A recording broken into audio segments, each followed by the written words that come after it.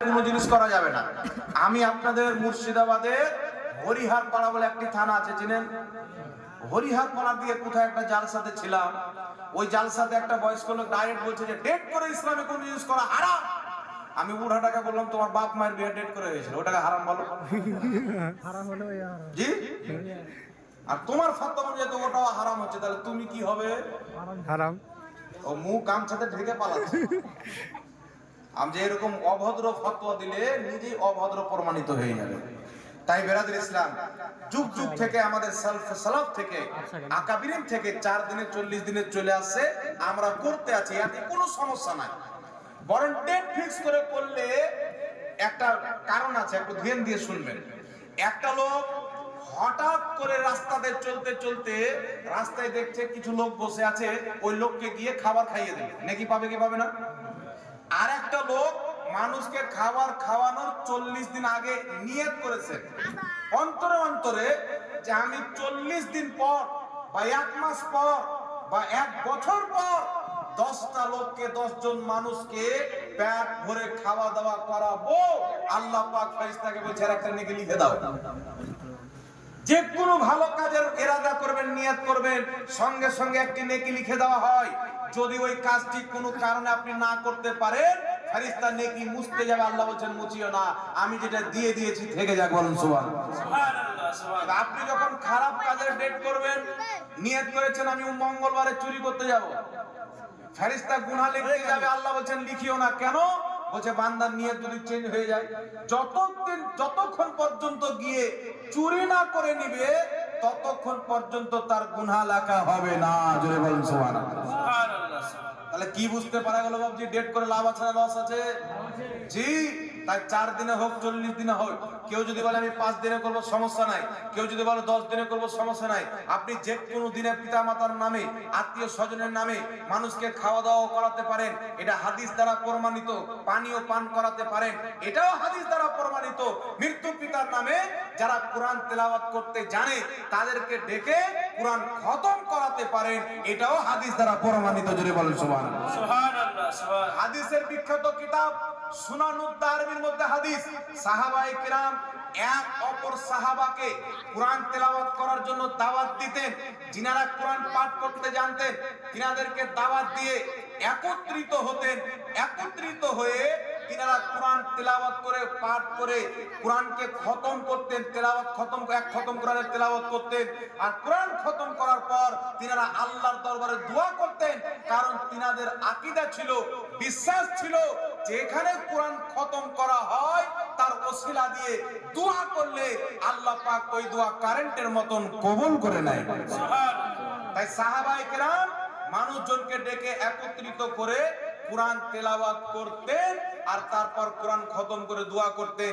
ইমাম নববী রাহমাতুল্লাহ আলাইহি নিজের কিতাব আল আজকারের মধ্যে হাদিসটিকে উল্লেখ করে বলছেন ইসনাদুহু সহিহ, এই হাদিসের সনদ হচ্ছে সহিহ। জোরে বলুন সুবহানাল্লাহ। সুবহানাল্লাহ।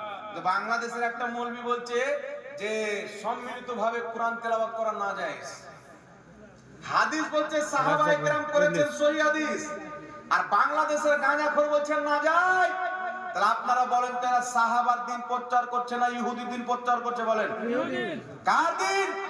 সাহাবায়ে কেরাম এক অপরকে দাওয়াত দিয়ে কোরআন খতম করেছেন, তারপরে দোয়া করেছেন। কিয়ামত পর্যন্ত মানুষ একত্রিত হয়ে কোরআন তেলাওয়াত করে খতম করবে, দোয়া করবে, ইনশাআল্লাহ আল্লাহ তাদের দোয়া কবুল করে নেবে। বলুন সুবহানাল্লাহ।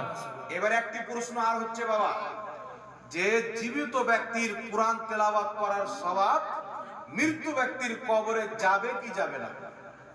এই বিষয়ে একটা ফতোয়া শুনিয়ে দিই আপনাকে।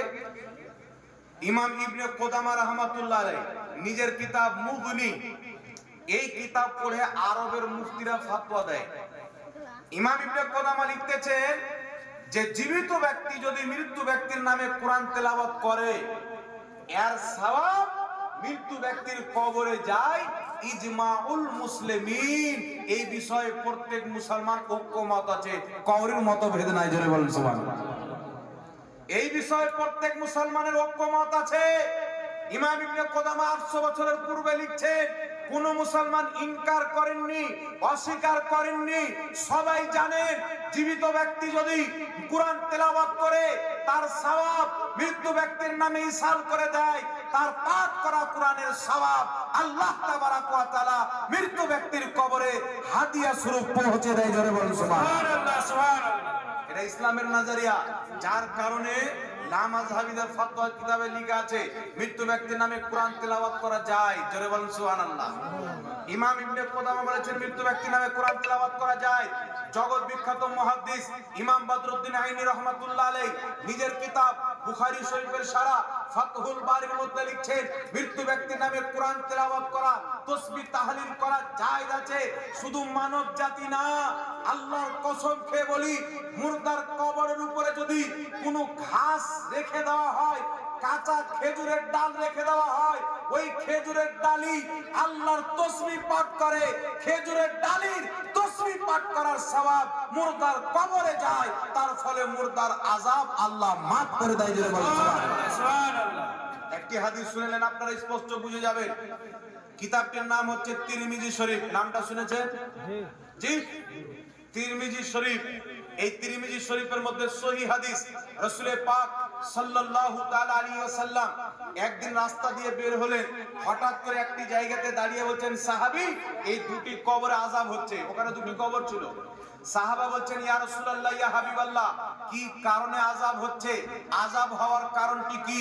রাসূল করিম সাল্লাল্লাহু আলাইহি সাল্লাম বলছেন, একজন পেশাবের ছিটা থেকে বাঁচছিল না, আর একজন মানুষের চুগলি করে বেড়াতো, তার কারণে এদের কবরে আযাব হচ্ছে।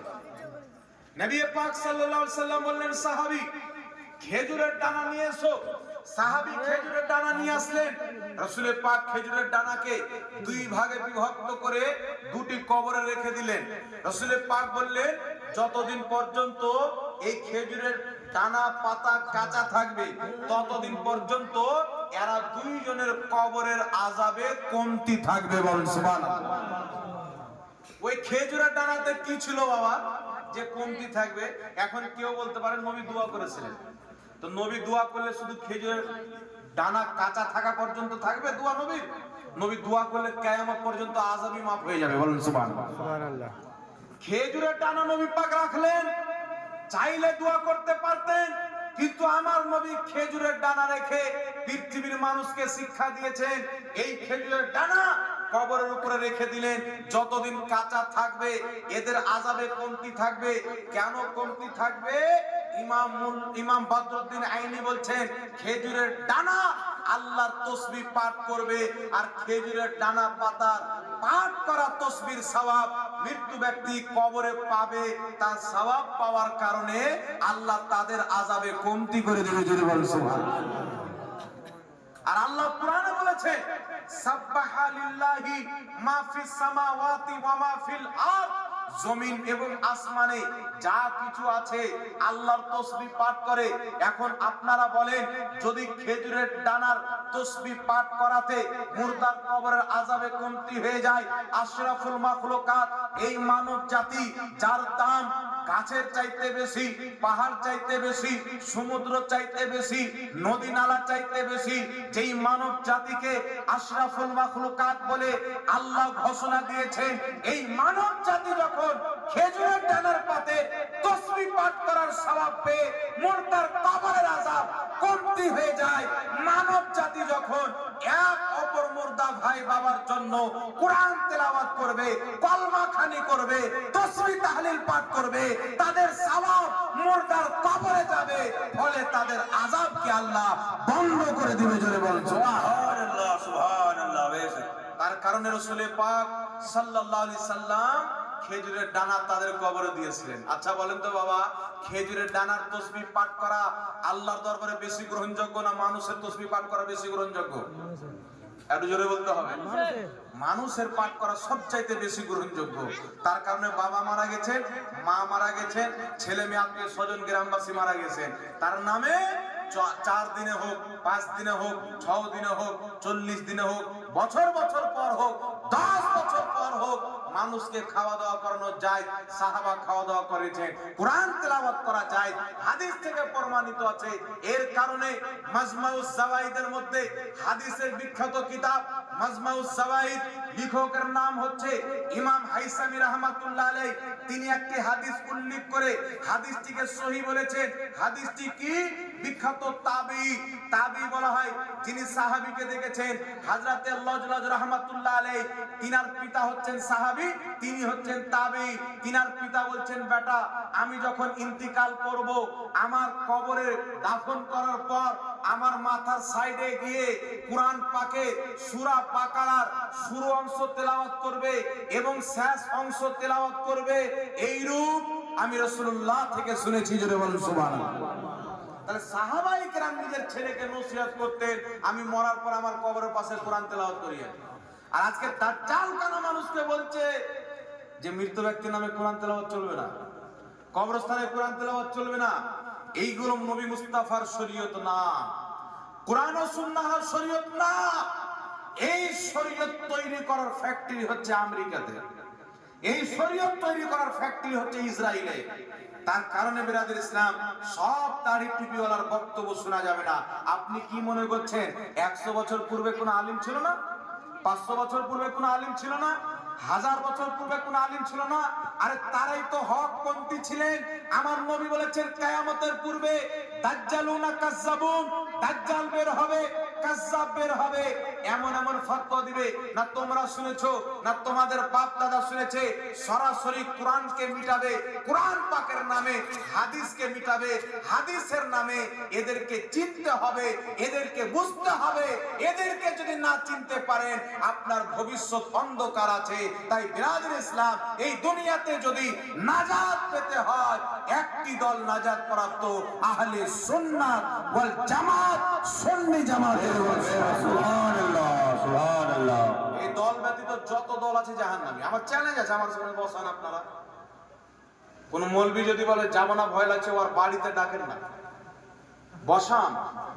সালাম কিয়াম পরে হবে, নবীর নূর না মাটি পরে হবে, আগে ঈমান নিয়ে মুনাজারা হবে, তুমি মুসলমান আছো কিনা। কারণ কোন কেউ যদি সালাম কিয়াম না করে আর মুসলমান না থাকে, আমাদের কোনো আপত্তি আছে? জি, আগে ঈমান নিয়ে মুনাজারা হবে, ঈমানটা আছে কি নাই। কারণ তাদের অসংখ্য আকীদা কোরআন বিরোধী, হাদিস বিরোধী। এই যে একটা জামাত বের হয়েছে না, দেওবন্দি জামাত, তবলিগি জামাত বলে না, 40 দিনকার জন্য ভালো মানুষকে নিয়ে যায় আর খারাপ করে পাঠিয়ে দেয়। জি, চোরকে নিয়ে গেল, নামাজি বানিয়ে পাঠালো, শয়তানি নামাজি। এই চায়ের দোকানে বলছেন নবী হাঁকতেন মুখতেন, আমরাও আগে মুখে আমাদের মতনই। তাহলে বলেন তো ভালো মানুষ আসলো না খারাপ মানুষ আসলো বাবা? এ যতদিন চায়ের দোকানে বেনামাজি হয়েছিল নবীর গুস্তাখি করেনি, নামাজি হলো তো নবী পাককে গালি দিচ্ছে। তাহলে বড় গাধা খুদা আসলো কিনা জাহান্নামে? ডবল টিকিট কাটিয়ে চলে আসলো। জি, আর এই জামাতের আকীদা কি জানেন? এই জামাতের প্রতিষ্ঠাতা, তবলিগি জামাতের প্রতিষ্ঠাতা ইলিয়াস কান্দেওয়ালি, ইলিয়াস কান্দেওয়ালির পীর রশিদ আহমদ গাঙ্গুহি এদেরকে কি আকীদা দিয়েছেন? আল্লাহও মিথ্যা বলতে পারে। নাউজুবিল্লাহ, নাউজুবিল্লাহ বলবেন না? স্টেজে বসে আল্লাহর কসম করে মিথ্যা বলতে ধরেন না, ওর বাড়ি ডাকে না। কোন মৌলবি যদি বলে এটা আমাদের কিতাবে নাই, মিথ্যা বলেছে, তাহলে ওকে বলে তোর বাড়িতে কবে ডাকবো বল, বল কবে ডাকবো, বাড়িতে এসে প্রমাণ করে যাবো ওদের কিতাবে আছে। আর এটা ওদের আকীদা। কিছুদিন পূর্বে বাংলাদেশে বাহাস হয়েছিল, একটা বাংলাদেশের দিনাজপুরের সৈয়দ আলী মাহমুদ বুখারী সাহেব আছেন, উনার সাথে বাহাস হয়েছিল একটা দেওবন্দের মুফতি, 10 মিনিট একবারে চিৎ করে ফেলে দিয়েছে। তাই বিরাদর ইসলাম শুনেন, ঈমান হচ্ছে মূল জিনিস, ঈমান হচ্ছে মেন জিনিস। পিতামাতা মারা গেছে, আচ্ছা আপনারা বলেন তো বাকি একটু লক্ষ্য করবেন, আমি 1 বছর 2 বছর না 18 বছর কোরআন হাদিস পড়েছি। কত বছর? জোরে বলেন। 18 বছর পড়েছি। আমি কলেজে পড়তে পড়তে হঠাৎ করে মৌলবি হয়ে যাই। 18 বছর কোরআন হাদিস স্টাডি করেছি, এখন পর্যন্ত করছি। কারণ ইলম হচ্ছে একটি খাজানা, আর প্রশ্ন হচ্ছে তার চাবি। আপনি যত প্রশ্ন করবেন ততই নাকি বলে ইলম শেষ করা, ইলমের কোনো শিক্ষার শেষ নাই। তার কারণে হাদিস শরীফের মধ্যে এসে মায়ের পেট থেকে নিয়ে কবর যাওয়া পর্যন্ত ইলম হাসিল করে। জোরে বলুন সুবহানাল্লাহ। আর একটু জোরে হবে না সুবহানাল্লাহ। আমি কোরআন হাদিস পড়ে দেখেছি বাবা, আবু লাহাব মারা গেছে কিছুই হয়নি, আবু জেহেল মারা গেছে কিছুই হয়নি, উতবা সাইবা মারা গেছে কিছুই হয়নি, কিন্তু সাহাবায়ে কেরাম যখন মারা গেছে তো সাহাবায়ে কেরামের নামে ইসালে সওয়াব হয়েছে, বলুন সুবহানাল্লাহ। তাহলে আবু লাহাবের হয়নি, উতবা সাইবার হয়নি, তো আহলে হাদিসরা চিন্তায় পড়ে গেল এই নামধারী মৌলবীরা যে আমাদের বাপ দাদা আবু জেহেল উতবা সাইবার হয়নি, তো এদের কেন করতে দেব? আমাদের হয়নি তো কওরির করতে দেব না, বুঝতে পারছেন? আর সুন্নি মৌলবীরা দেখছেন না সাহাবায়ে কেরাম করেছেন, আর নবী বলেছেন 73 ফিরকা হবে, সব জান্নাতি একটা, সব জাহান্নামী একটা জান্নাতি, সব জাহান্নামী একটা জান্নাতি।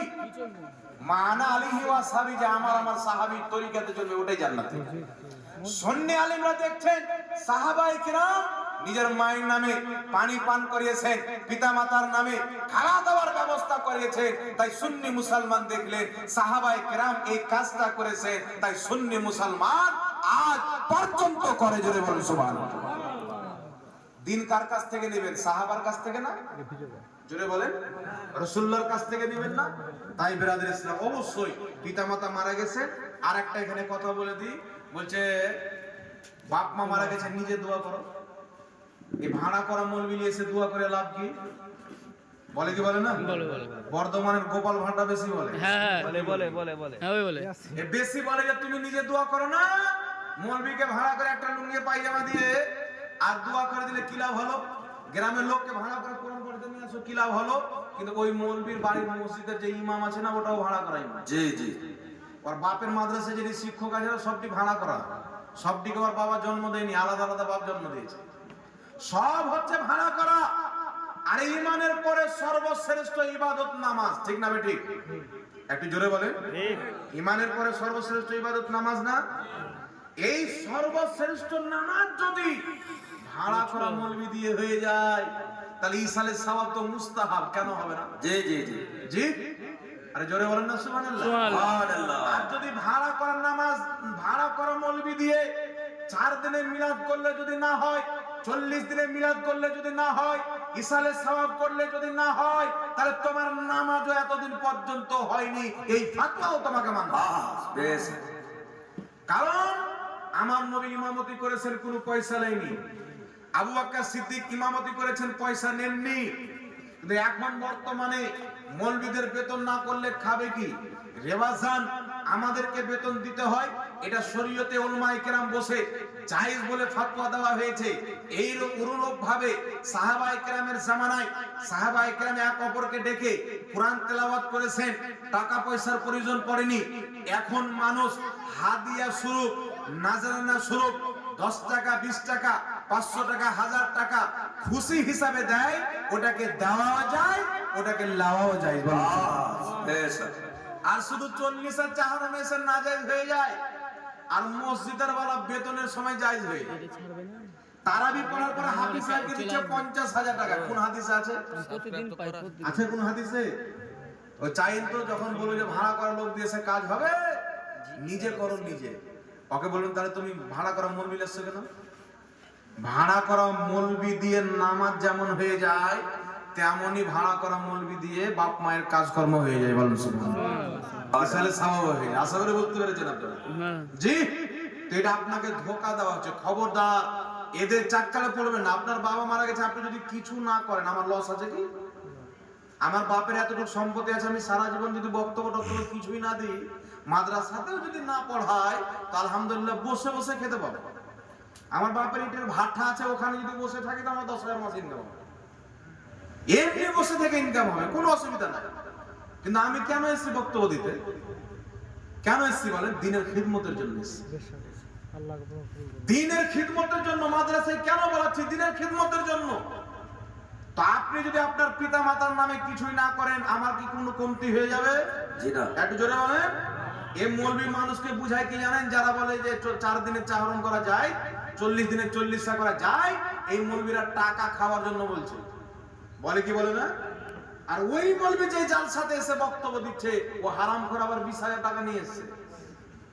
সাউকাত জোলারপাটা পোল্ট্রি মুরগি যেখানে জালসা করতে 15,000 টাকা নেয়, 10,000 টাকা নেয়, 20,000 টাকা নেয়।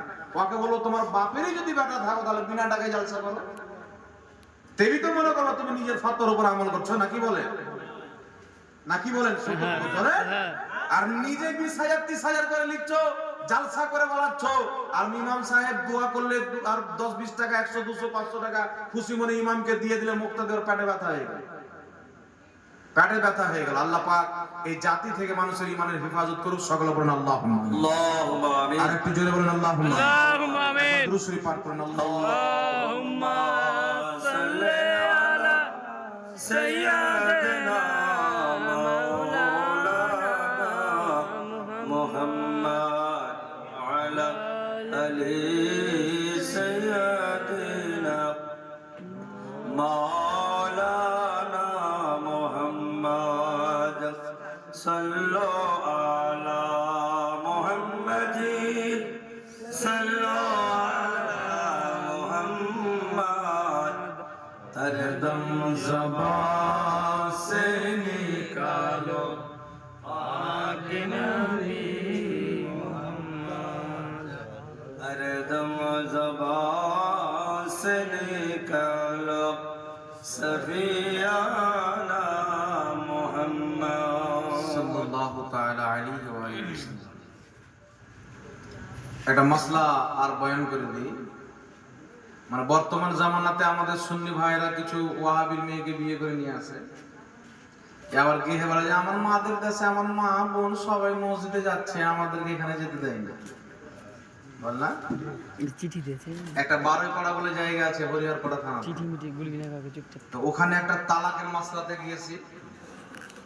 তো মেয়েটা বলছে, মানে মেয়েটাকে আবার স্বামীটা বলেছে 1 তালাক 2 তালাক 3 তালাক 10 তালাক 1000 তালাক। তো আমরা কোরআন হাদিস অনুযায়ী যেটা আছে বলে দিলাম তালাক হয়ে গেছে।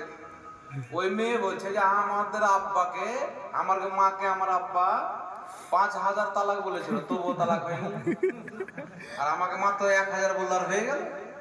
ওখানে একটা মুরব্বী বাপজি ছিলেন, বয়স্ক, মোটামুটি 60-70 বছর হবে, বলছে তোর বাপ মা তোকে নেলা হারাম যদি বানিয়েছে, আমরা হারাম যদি বানাবো। তোমাদের মধ্যে সব যদি যারো সন্তান হয়তো আমরা যারো সন্তান বানাবো নাকি? কারণ কেউ যদি কোন স্বামী যদি নিজের স্ত্রীকে 3 তালাক দিয়ে দেয়, 3 তালাকটাই শেষ, এর উপরে যত দেখ 3 তালাকই খাল্লাস হয়ে যায়। একবারই 3 তালাক বলুক বা একবার 2 বার 3 বার করে বলুক, তাহলে ওই স্ত্রী ওই স্বামীর প্রতি হারাম যতক্ষণ পর্যন্ত না দ্বিতীয় স্বামীর কাছে থাকবে। সূরা বাকারার 230 নম্বর আয়াতের মধ্যে আছে। আল্লাহ কোরআন মুয়াত্তা ইমাম মালিকের মধ্যে সহিহ হাদিস, হযরত ইবনে আব্বাসের কাছে আসলেন, তিনি 3 তালাকই ধরেছিলেন। নবী পাক সাল্লাল্লাহু আলাইহি ওয়াসাল্লাম থেকে একটি হাদিস আছে মুসলিম শরীফে, একটু লক্ষ্য করে শুনবেন। একজন ব্যক্তি নবী পাকের কাছে এসে বললেন, হুজুর আমি আমার স্ত্রীকে তালাক দিয়েছি। কত তালাক? কয়েক তালাক বললেন। রাসূল পাক বলেন তোমার উদ্দেশ্য কত তালাকের ছিল? উনি বলেছেন 1 তালাকেরই ছিলেন। রাসূল পাক বলেন 1 তালাকই মানা হয়। এই হাদিস মুসলিম শরীফের এই হাদিসকে নিয়ে আল্লাহ মাযহাবিরা বলে যে 1000 যদি তালাক দেওয়া হয় তাহলে একটাই মানা হয়। কিন্তু ওখানে একটার উদ্দেশ্য ছিল, আর এখানে যদি আপনার 5 কোটির উদ্দেশ্য থাকে তো আর একটা মানা, মানে দাজ্জাল কান্না। তো ওটাকে বলা হয়, ইমাম নববী রাহমাতুল্লাহ আলাইহি ওটাকে বলেছেন তালাকে বাত্তাতা। কি নাম? তালাকে বাত্তাতা। একজন একটা জায়গাতে 2 রকম মৌলবি ডেকেছে তালাকের দিয়ে। একটা ওদের হাতে তালাকই নাই, আর আমাদের এখানে তালাক দিলে হবে না, কি বলেন? আর এক শ্রেণীর ব্যক্তি আছে ওদের ওখানে তালাক হবে না। তো 2 শ্রেণীর মৌলবি এসছে। তো আমাদের সুন্নি মৌলবি বলছে তালাকে বাত্তাতা কাকে বলে বলো তো? ওই বাত্তাতা আবার কাকে বলে? তালাক খবরই নেই। ওই যে তালাকের কিসিম তুমি জানো না বেটা, আর এখানে তালাকের মশলা দিতে এসছো, তোমারও তো মনে হয় তালাক হয়ে যাবে, একটু দাঁড়াও। এই কথা বলেছে বেটা, সামনে শুনতে পালিয়ে গেছে। তো বউ যখন চলে যেত থেকে লাভ নাই। জি সব চলে যাক, বউটা যেন থাকে। তো তালাকে বাত্তাতা বলা হয় যে 1 তালাক দিল নিজের স্ত্রীকে, আর 2-3 বার তালাক বললো, ওই তালাকটা কি মানে বুঝাবার জন্য। বুঝতে পারছেন কথাটা? ওই তালাকটা কি, একটা তালাক দিয়ে দিল, ওই তালাক কি বুঝাবার জন্য 2-1 বার আরো তালাক শব্দ ব্যবহার করলো, এইভাবে তাকিদ করলো। ওটাকে একে বলা হয় তালাকে বাত্তাতা। তো নবী পাক সাল্লাল্লাহু আলাইহি সাল্লাম ওই বাকিটিকে তাকিদ ধরে একটা তালাকের উপরে ফতোয়া দিয়েছিলেন। তো হযরত ওমর ফারুকের জামানা আস্তে আস্তে মানে সব মাযাব করে নিল যে 3 তালাক দেয়। ও বলে যে আমি একটাকে বলছিলাম, মানে এভাবে তালাককে একটা ঠাট্টা বানিয়ে নিল। তখন হযরত ওমর ফারুক রাদিয়াল্লাহু তাআলা আনহুর জামানাতে হযরত ওমর ফারুক সহ সমস্ত সাহাবা বলে দিলেন যে আজ থেকে কেউ যদি 3 তালাক উচ্চারণ করে তো 3 তালাকই হবে। তখন থেকে নিয়ে আজ পর্যন্ত 3 তালাক বললে উম্মতে মুসলিমা 3 তালাকই ধরে, বলেন সুবহানাল্লাহ। সুবহানাল্লাহ। আর এই দাজ্জাল কানা বেরিয়েছে, হযরত ওমর ফারুক চাইতে নবীর হাদিস বেশি বুঝে নাকি? জি, রাসূলুল্লাহর হাদিস হযরতে ওমর ফারুক রাদিয়াল্লাহু তাআলা আনহুর চাইতে বেশি কে বুঝতে পারে বাবা? একটু জোরে বলেন, কে বুঝতে পারে? তার কারণে খবরদার, কেউ যদি নিজের স্ত্রীকে 3 তালাক দেয়, এক জায়গাতে বসে দেখ, ঘুমিয়ে দেখ, শুয়ে দেখ, দারু পান করে দেখ, টেনা হয়ে দেখ, আর ব্যাকা করে দেখ, 3 তালাক যদি উচ্চারণ করে বলে দেয় তোমাকে 3 তালাক, বা তোমাকে 1 তালাক, 2 তালাক, 3 তালাক, 3 তালাক হয়ে যাবে, পৃথিবীর কোনো মৌলবি ওকে বাঁচাতে পারবে না। এটাই সাহাবার চূড়ান্ত ফয়সালা, কোরআন ও সুন্নাহর ফয়সালা। তার কারণে কেউ যদি আপনার কোন মৌলবীর কাছে চলে গেলেন যে এই মৌলবীর কাছে গেলে বেঁচে যাবে, আজকে আপনি বাঁচবেন, সারা জীবন আপনার অবৈধ সম্পর্ক হবে, জেনা হবে, বাচ্চা কাচ্চা যত হবে সব হারামজাদা হবে। তার কারণে খবরদার, এই ধরনের মৌলবীর উপরে ফতোয়া নেবেন না যাদের ফতোয়া সাহাবায়ে কেরামের বিরুদ্ধে, আল্লাহর কোরআনের বিরুদ্ধে।